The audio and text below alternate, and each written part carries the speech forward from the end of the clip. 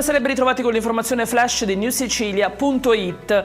Ha risposto alle domande del GIP durante l'interrogatorio di garanzia di oggi. Giacomo Tamburello è la 66enne ex commerciante di Campobello di Mazara, finito al centro dell'indagine dei giorni scorsi sul presunto tesoro rinvenuto e riconducibile all'area criminale di Matteo Messina Denaro.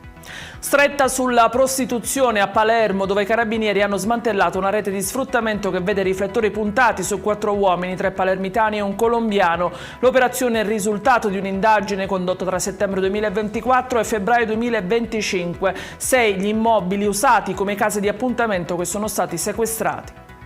Momenti di forte apprensione nel pomeriggio a Mazara del Vallo, nel Trapanese, dove un incidente stradale ha coinvolto uno scuolabus e un'autovettura, provocando il ferimento di 19 persone, tra cui 14 bambini. A bordo dell'auto una famiglia composta da 7 persone, tra cui una donna incinta. Il conducente è risultato senza patente e l'auto non era assicurata.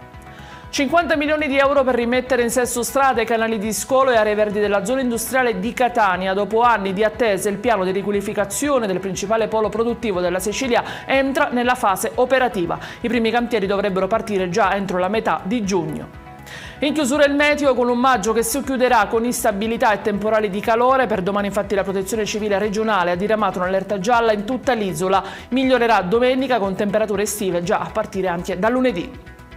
Ed è tutto per queste edizioni. Io vi ricordo come sempre che i dettagli su queste notizie e molte altre li trovate sul nostro sito e sui nostri canali social. Grazie per averci seguito e a domani con nuovi aggiornamenti.